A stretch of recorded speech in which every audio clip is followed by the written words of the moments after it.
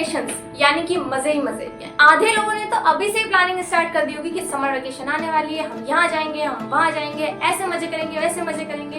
तो भाई summer vacation आने वाली है, लेकिन इसका मतलब ये नहीं है कि इसमें सिर्फ मजे ही मजे करने हैं। पढ़ाई का क्या होगा? आपकी पढ़ाई जो है 1 महीने के लिए वो किस शेड्यूल में चलनी चाहिए, आज इस वीडियो में उसी के ऊपर बात करेंगे। देखो 1 महीना ये टाइम पीरियड ना बहुत बड़ा होता है। अगर आप इस टाइम पीरियड को वेस्ट कर दोगे तो डेफिनेटली आपके रिजल्ट के ऊपर बहुत बड़ा इफेक्ट पड़ने वाला है। आप देखते हो एक एवरेज बच्चे में और एक टॉपर बच्चे में क्या डिफरेंस होता है। उसमें सबसे बड़ा डिफरेंस होता है कि टॉपर बच्चा कंसिस्टेंसी को मेंटेन करता है और जो एवरेज बच्चा होता है उसे पढ़ना सिर्फ उस टाइम पे याद आता है जब एग्जाम्स आने वाले होते हैं। तो अगर आप एक एवरेज स्टूडेंट से टॉपर स्टूडेंट बनना चाहते हो तो आपको कंसिस्टेंसी मेंटेन करनी पड़ेगी। और अगर कंसिस्टेंसी मेंटेन करनी है तो ये जो समर वेकेशंस आपके आते हैं इनको पूरी तरीके से यूटिलाइज करना सीखना पड़ेगा। 1 महीना जो होता है वो बहुत बहुत बहुत बड़ा टाइम पीरियड होता है। इसमें आप गेम चेंज कर सकते हो, अपने रिजल्ट को 0 से एकदम हीरो लेवल तक लेकर के जा सकते हो। रिजल्ट आपका बहुत हद तक चेंज हो जाएगा। और वहीं कई आपके टॉपिक्स या कई सब्जेक्ट्स आपके ऐसे होते हैं जो बहुत ज्यादा कमजोर हो जाते हैं। तो वो जो सब्जेक्ट आपके कमजोर हैं उनको और ज्यादा स्ट्रॉन्ग बनाने के लिए आप उनमें कैसे सक्सेस अचीव करोगे, उसको इम्प्रूव करने का सबसे बढ़िया और बेहतरीन मौका ये समर वेकेशंस ही होते हैं। क्यों? क्योंकि ये जो समर वेकेशंस होते हैं ना ही इसमें आपके पास स्कूल का प्रेशर होता है, ना ही आपके पास होमवर्क का प्रेशर होता है कि आपको होमवर्क दिया हुआ है या ये दिया हुआ है वो दिया हुआ है। और वैसे भी जो बच्चे अब 10th बोर्ड में आते हैं उनके लिए तो स्पेशली ये बात होती है, सब लोग इनके पढ़ाई पर ही फोकस करते हैं। तो आपके पास ये गोल्डन अपॉर्चुनिटी है। ये जो 1 महीना है ना इसमें आपको स्कूल से छुट्टी मिली हुई है, आप आराम से बैठ करके वो जो 6-7 घंटे आपका टाइम पीरियड होता है वो आपका बच रहा है, तो इसको यूटिलाइज करना सीखो। और सबसे जरूरी बात, ये जो महीना है ना, ये पूरा जून का जो महीना आता है इसमें आपको अपना सिलेबस कंप्लीट करने पे सबसे ज्यादा फोकस करना है। क्योंकि टॉपर्स की सबसे बड़ी स्ट्रेटेजी यही होती है कि वो अपना सिलेबस एवरेज बच्चे से बहुत टाइम पहले कंप्लीट कर लेते हैं, जिससे उनको रिवीजन का प्रॉपर टाइम मिल जाता है। देखिए पढ़ना इतना इम्पोर्टेंट नहीं होता, इम्पोर्टेंट होता है उसका रिवीजन करना। एक बारी में किसी के दिमाग में नहीं बैठता, कोई इतना टैलेंटेड नहीं है, और अगर टैलेंटेड है भी तो वो ऑलमोस्ट कोई 5% बच्चे ही होंगे जो बहुत ज्यादा टैलेंटेड होते हैं, एक बार सुनते ही उनके दिमाग में एकदम छप जाता है। मोस्टली जो बच्चे होते हैं वो ऐसे होते हैं जो रिवीजन के तौर पर रिवीजन के ऊपर डिपेंडेंट होते हैं, रिवीजन कर करके ही वो अपने आप को एवरेज से टॉपर में कन्वर्ट कर लेते हैं। तो अगर आपको एवरेज से टॉपर में कन्वर्ट होना है, पहली बात आपको कंसिस्टेंसी मेंटेन करनी पड़ेगी। जब आप कंसिस्टेंसी मेंटेन करेंगे तभी आप सेकेंड पार्ट पर जा पाएंगे, सेकेंड रूल पर जा पाएंगे, वो है सिलेबस जल्दी कंप्लीट करना। और जब आपका सिलेबस जल्दी कंप्लीट हो जाएगा तो ऑब्वियसली आपके पास रिवीजन के लिए बहुत सारा टाइम बचेगा, जिसमें कि आप प्रीवियस ईयर क्वेश्चन कर सकते हो, जिसमें कि आप सैंपल पेपर के क्वेश्चन कर सकते हो, जिसमें कि आप एनसीईआरटी एग्जाम्पल और एनसीईआरटी के भी क्वेश्चंस कर सकते हो। तो अगर ये टाइम पीरियड आप यूटिलाइज कर लेते हो तो आपको पक्का एक बहुत बड़ा बेनिफिट मिलने वाला है। तो चलिए आज कुछ ऐसे टिप्स देखते हैं जिनके थ्रू इन समर वेकेशंस को 100% आप यूटिलाइज कर पाएंगे। इन समर वेकेशंस में ऐसा टाइम पीरियड जो आपको 0 से हीरो लेवल तक लेकर के जाएगा। Study regularly for 3 to 4 hours daily. आपको रोज कम से कम 3 से 4 घंटे रेगुलर पढ़ाई करनी है। अब आप कहेंगे कई लोगों ने प्लान बना रखा होगा कि हमको बाहर घूमने जाना है, हमको तो नानी के यहाँ जाना है, हमको मामा के यहाँ जाना है, शिमला जाना है, मनाली जाना है, यहाँ जाना है, वहाँ जाना है।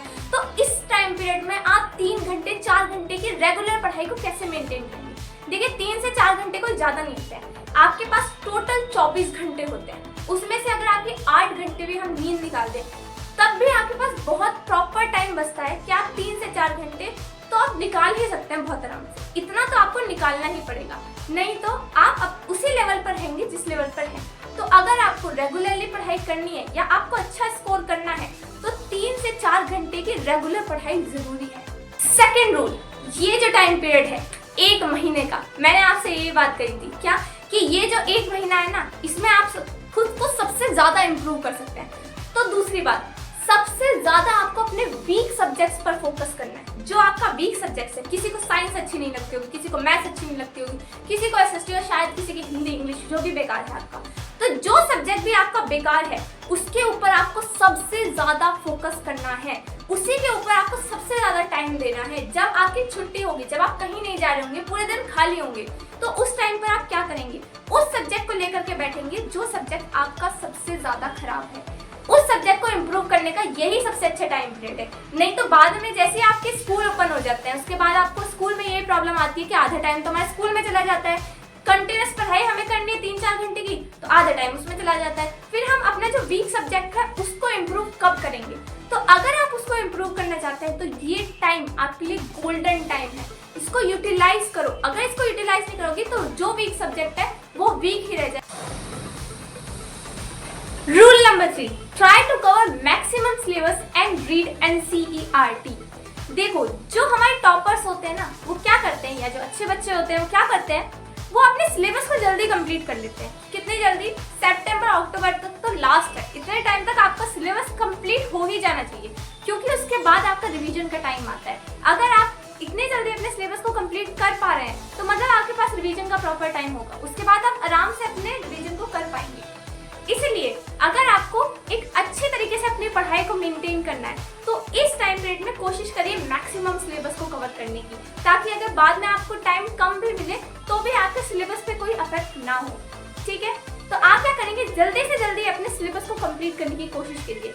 अब क्या है, सिलेबस को कंप्लीट करने में आपको प्रीवियस ईयर क्वेश्चन या अगर अलग किसी बुक से आपको क्वेश्चंस करने की जरूरत है तो नहीं, इस टाइम पे आप कोशिश करिए अपनी NCERT को सबसे जल्दी कंप्लीट करने की। NCERT से सिलेबस अपना फास्टली कंप्लीट करिए। उसके बाद जब आपका NCERT से सिलेबस कंप्लीट हो जाए, जब आप पूरी तरीके से NCERT को डीपली पढ़ लें, उसके बाद आप प्रीवियस ईयर क्वेश्चंस पर चलिए, आप धीरे धीरे सैंपल पेपर्स पर चलिए। उस तरीके से जब आप अपने प्रैक्टिस करेंगे तो आपकी प्रैक्टिस जो है, आपका रिवीजन जो है वो बहुत अच्छी। Select the peaceful hours of the day for your study, यानी कि आपको ऐसा टाइम पीरियड चूज करना है जिसमें घर का माहौल जो है आपका वो शांत रहता है। मतलब देखिए, दोपहर में भी कई बार ऐसा होता है, किसी के घर में दोपहर का टाइम पीरियड होता है, किसी का सुबह का, किसी का शाम का।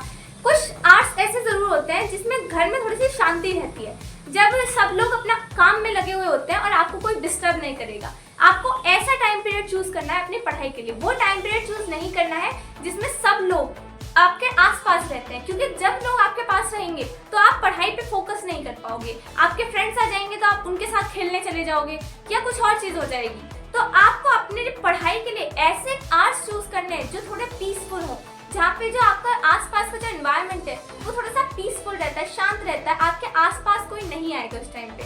उस टाइम पीरियड पर आप अपनी पढ़ाई करें। और रही बात जब आप ट्रैवलिंग पे जा रहे हैं कहीं, तब आप अपनी पढ़ाई को कैसे कंटिन्यू करेंगे? देखिए, ट्रैवलिंग आप पूरे दिन नहीं करते, या घूमते आप पूरे दिन नहीं है, या ऐसा भी नहीं कि आप पूरे महीने ही घूमते रहेंगे। तो जिस भी टाइम पर आपको 1 घंटा भी मिले, आधा घंटा भी मिले, वहीं पर टाइम निकाल के पढ़ने लग जाओ। कुछ तो पढ़ो, कुछ तो इम्प्रूव करो। अगर आप दिन में 4 घंटे नहीं पढ़ रहे, थोड़ा सा टाइम निकाल के आपने आधा घंटा, 1 घंटा, 1.5 घंटा कुछ भी पढ़ा, कुछ तो पढ़ा ना। नहीं, कुछ ना होने से कुछ तो हो गया ना। तो आपको क्या करना है, कुछ ना कुछ टाइम जो भी आप ट्रैवलिंग के टाइम पे निकाल लो, चाहे आप घर में कोई तो टाइम ऐसा होगा जो आपका खाली होगा, उस टाइम पे भी आपको रेगुलरली पढ़ाई करनी है। ठीक है, तो ये 4 टिप्स थे जिनके थ्रू आप समर वेकेशंस को अपने 100% यूटिलाइज कर पाएंगे। और याद रखिए, किसी के भी अंदर जन्म से टैलेंट नहीं होता। सब क्या करते हैं, अपनी मेहनत से, अपनी लगन से स्कोर्स करते हैं। स्कोर लाना है कोई बहुत बड़ी चीज नहीं है। अगर आपको स्कोर लाना है तो हार्ड वर्क करते रहिए, कंसिस्टेंसी को मेंटेन करते रहिए, और दिमाग में कभी भी ये मत बैठाना कि मैं तो टैलेंटेड नहीं हूँ या मैं तो ये कर नहीं सकता। तुम कर सकते हो, पक्का कर सकते हो, लेकिन आपका रूल ये है कि आपको कंसिस्टेंसी को मेंटेन करना पड़ेगा। आपको अपने अंदर विश्वास रखना पड़ेगा कि मैं ये काम कर सकता हूँ। Till then keep studying,